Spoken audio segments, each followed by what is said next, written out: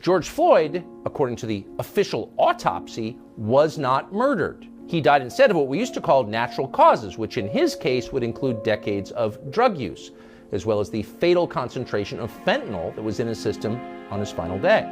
Everyone lied about it from the very beginning. So, according to Tucker Carlson, George Floyd wasn't murdered by Derek Chauvin. In this video, I'm going to investigate whether that is actually true.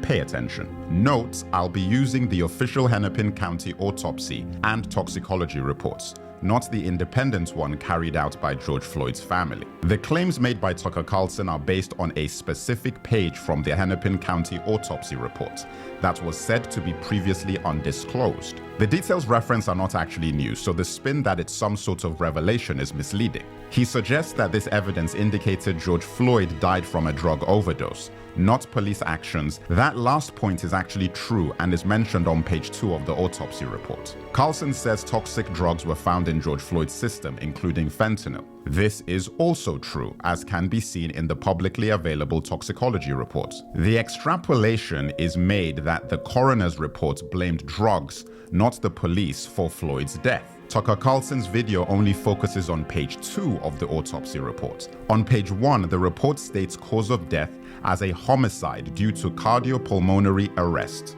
In layman's terms, this is a heart attack. It then says this was brought on from law enforcement subdual restraint and neck compression. Thus, while it is true the cause of death was not strangulation or neck compression directly, something which the mainstream media pushed erroneously, it was the neck compression that was ruled to have brought on the cardiac arrest that killed George Floyd. Now here is the quote from the lawsuit deposition that incited this pushback. I called Dr. Baker early that morning to tell him about the case and to ask him if he would perform the autopsy on Mr. Floyd. He called me later in the day on that Tuesday, and he told me that there were no medical findings that showed any injury to the vital structures of Mr. Floyd's neck. There were no medical indications of asphyxia or strangulation. He said to me, Amy, what happens when the actual evidence doesn't match up with the public narrative that everyone's already decided on? This is the kind of case that ends careers. Study the language in that text.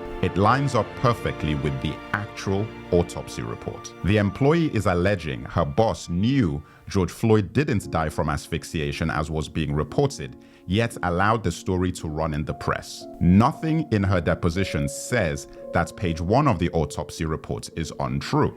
The deft trick played by Tucker Carlson and others is to focus on her confirmation of the untruth spread by the mainstream media, which was the idea that Floyd died from asphyxiation directly from Chauvin's knee. This then allows Carlson to use that revelation to absolve Chauvin of all culpability by fanning the flames of mistrust the public have of the liberal left-wing media, BLM, all social justice advocates, and the so-called woke culture. However, it's an irrational position that most people wouldn't stand by if they themselves or a loved one were victims of such a crime.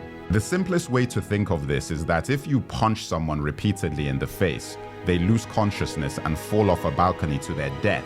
They didn't die from the punches to the face directly, but from the impact of the fall from the balcony.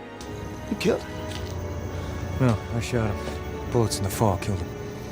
You'd still rule it a homicide as your actions directly caused the death and you'd be convicted. Independent experts highlighted that underlying medical conditions and drugs did not change the determination of a homicide. In other words, if George Floyd didn't encounter Chauvin and have the knee restraint applied on him, the drugs in his system wouldn't have killed him at that moment in time. Thus, the absence of significant neck injuries in the autopsy reports is moot, because that isn't what is ruled to have killed him. These are the facts, and they don't care about your feelings. Like, subscribe, comment, and share if you found this video informative.